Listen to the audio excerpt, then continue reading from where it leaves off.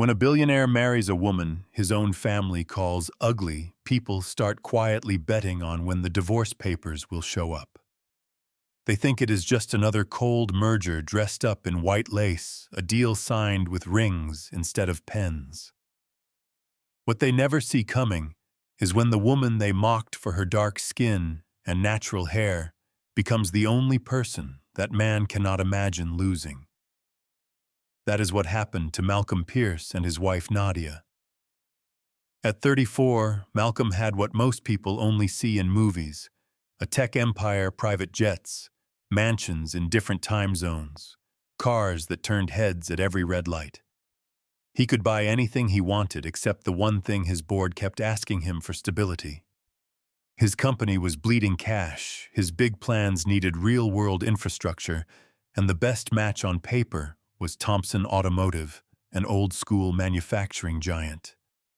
The Thompsons wanted a bridge into the tech world and the image of being future-ready. Malcolm wanted their factories and distribution. Somewhere in those negotiations, an old rich tradition slid onto the table: tie the families together with a marriage, and you make the merger almost impossible to unwind. The idea was simple: Malcolm would marry Nadia Thompson, and everybody would win. The first time he saw Nadia's photo, he treated it like another attachment in an email. Dark skin, natural coily hair, simple makeup, serious eyes. He glanced once and then went back to his crisis reports. To him, at that moment, she was part of the package. His mother Vivian reacted like someone had insulted her personally. She stared at the photo and said, "This is who you are marrying, Malcolm. She is so dark, and that hair, what will our friends say?" He shrugged, called it business, and walked away. He did not defend Nadia, and that silence said a lot about the man he was back then. The engagement party at the Pierce estate put every ugly opinion in the room under a chandelier. Vivian invited her whole high society circle people in designer gowns and tailored suits, sipping champagne like it was their job.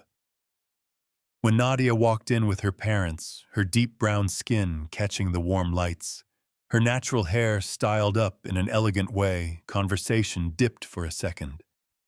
Then the whispers started. "That is her, she is so dark. I heard she is an engineer that is not very feminine." Malcolm's ex, Beverly, was so much prettier. Nadia heard every word. What those people did not know was that she had been hearing some version of that since middle school. She had already decided that her worth was not up for debate.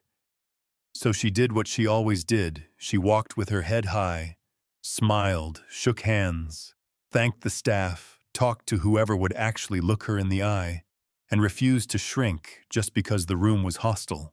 Malcolm spent most of the night across the room talking business, checking his phone, glancing over at his fiancée like she was artwork someone else had picked out. When Beverly showed up, uninvited but welcomed by Vivian like a long-lost daughter, and slipped her arm through Malcolm's, laughing at his jokes, he did not send her away. Nadia saw all of it. On the ride home, her father asked if she wanted to call it off. Nadia watched the city sliding past the car windows and said no. She knew this marriage tied her family's company to a future it might not get any other way, and she had her own plans that needed more resources than Thompson's old factories could give her. 2 months later, the wedding looked perfect and felt hollow. Malcolm wore a suit worth more than most people's yearly salary and checked his phone during the vows. Nadia said every word like she meant it, even though she could feel how little attention he was really paying. When the officiant said, "You may kiss the bride," he gave her the quickest, coldest kiss you can imagine, more like signing off on a delivery than starting a life. At the reception, he sat at the head table scrolling through emails, while Nadia did her best to keep small talk going, with guests who kept glancing over at Beverly. When they finally arrived at his glass and stone mansion that night, the staff carried her bags toward a guest suite on the far side of the house from his room. No one spelled it out, but the message was clear. This was a merger with walls built in. In the hallway, Nadia stopped and said, "Can we talk?" Malcolm checked his watch and said, "It is late, we can talk tomorrow." "No," she answered, not raising her voice, but not backing down either. "We are married now, we live in the same house, we are going to see each other every day. The least we can do is be civil, 10 minutes. That is all I am asking." Something in the way she said it made him follow her to the living room. They sat on opposite ends of an expensive couch, and for the first time he really looked at her. The veil was gone, her makeup was a little worn from the long day, but her eyes were clear and steady. "I know you did not want this," she said, "and honestly neither did I, but we made a commitment to our families, to our companies, and to each other. I am not asking you to love me, Malcolm. I am asking you to respect me here and in public." He had expected maybe tears, anger, or cold silence. Instead, she laid out what she deserved in a calm way that did not ask for pity.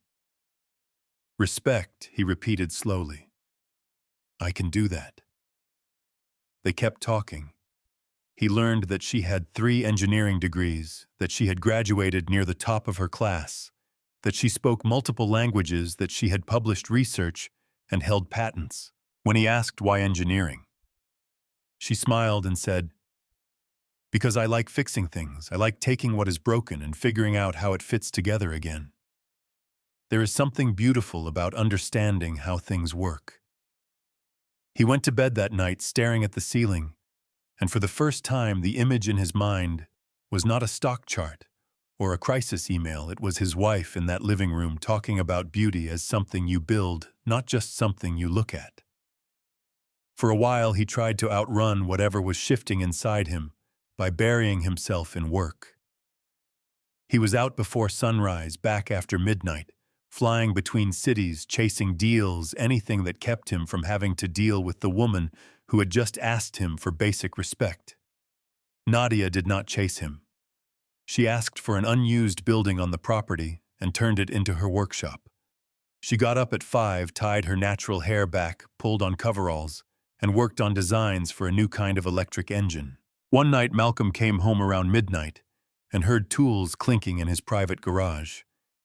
Thinking someone had broken in, he went to check. He stopped in the doorway when he saw Nadia bent over his vintage motorcycle. The one 4 mechanics had already declared hopeless. She was covered in a fine layer of grease, humming softly, completely locked in. "I hope you do not mind," she said. When she finally noticed him, the staff said, "This bike was broken. I wanted to take a look." 4 different pros told me it could not be fixed," he said. She shrugged and said, "I am not done yet. Give me one more day." The next evening, he came home early without admitting to himself why.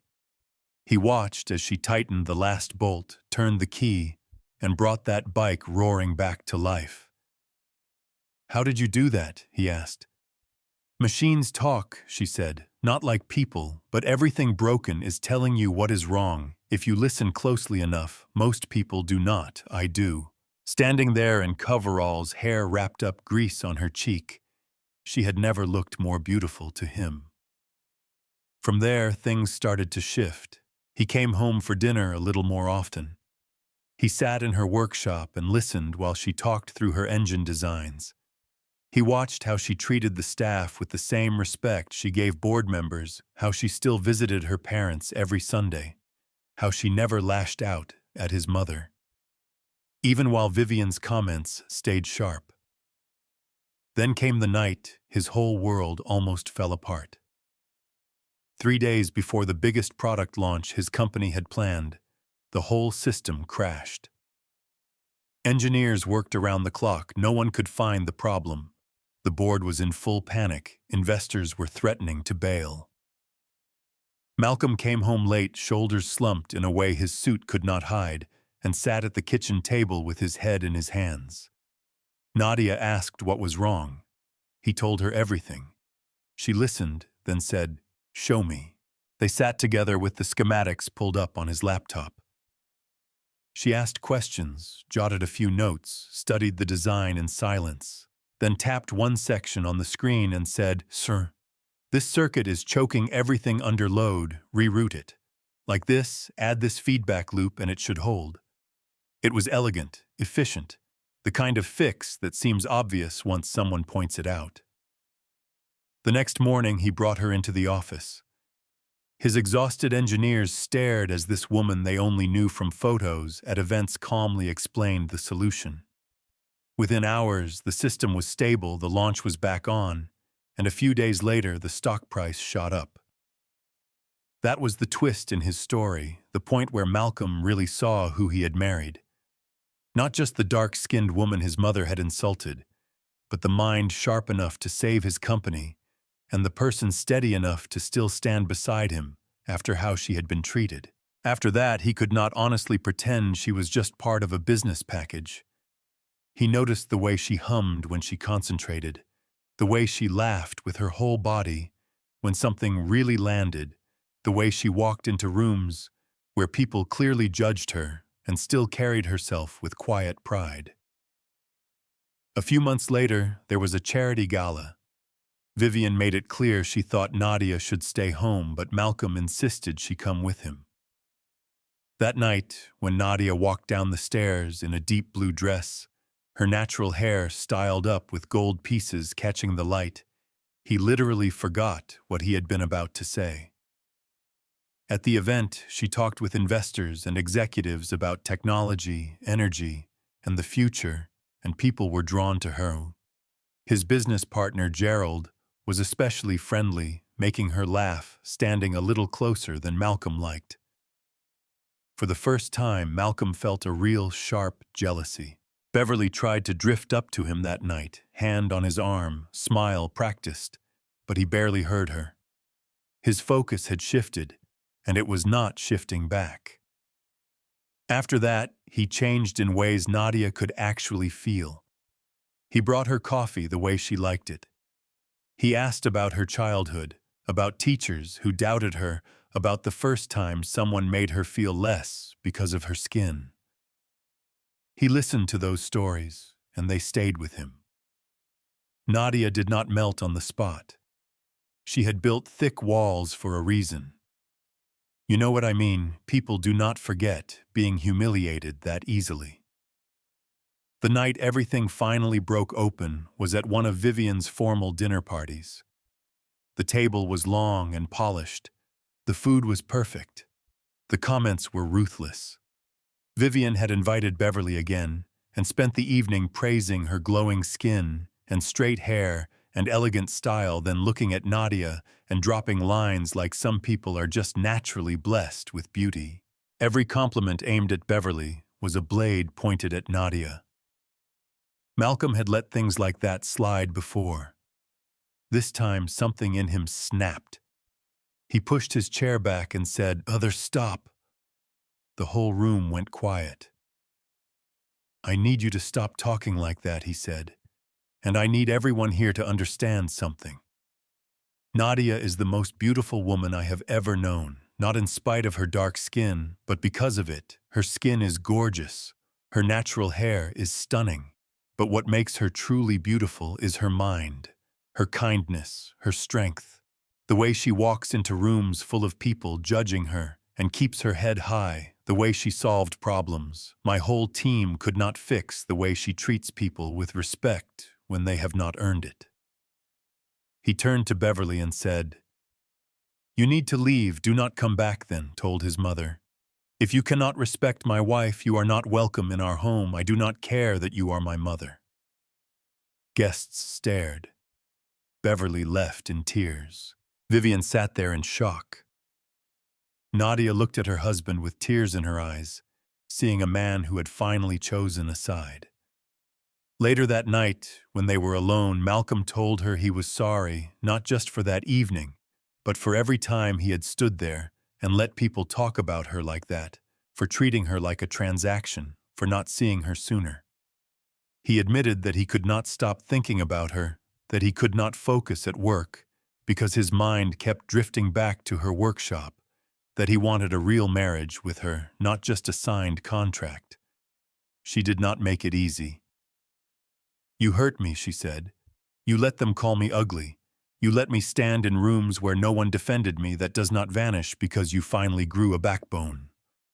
"I know," he said, "and I will spend the rest of my life making it up to you. If you let me, trust is not given, it is earned." "Then earn it," she told him. And for once, he followed through. He backed her dream of starting her own engineering company, introduced her as the smartest person in the room, stood up to his mother again and again, until Vivian apologized and actually started to change. Nadia's company grew quickly. Her electric engine designs drew attention from across the industry. Malcolm was right there, supporting her, not standing in front of her. In a magazine interview, he admitted he had once believed beauty meant light skin and straight hair, and said he had been wrong, that real beauty was his wife's mind at work and the way she treated people. Nadia told the interviewer that she had always known her own worth with or without a husband, that what changed was that he finally saw her clearly, and she chose to see the man underneath the cold exterior who was actually capable of growth. On their one-year anniversary, they threw a party that felt nothing like their wedding. The house felt warm. Vivian stood up and apologized publicly to Nadia, admitting she had let prejudice and narrow standards of beauty control her, saying she had been wrong. Nadia accepted with grace. Malcolm gave a speech about almost throwing away the greatest gift of his life because of his own blindness, and thanked Nadia for giving him a chance to deserve her. She spoke about how love is not always fireworks on day one. Sometimes it grows slowly, piece by piece, through actions, apologies, and choices, and how standing in your own worth is the most powerful thing you can do. They kissed, and this time nobody in that room thought it looked like a business arrangement. So now I want to ask you, if you had been in Nadia's place, would you have stayed long enough to let Malcolm earn that second chance? Or would you have walked away after that engagement party or that cold wedding night? Do you think someone who stayed silent while you were being disrespected can truly make it right if they change, or is that line too hard to uncross? Tell me what you think in the comments, if Malcolm really earned his redemption, or if Nadia forgave too much. And if this story hit close to home, share it with someone who needs to hear that their worth is not defined by anyone else's standards. And do not forget to subscribe for more stories about prejudice, growth, and real love.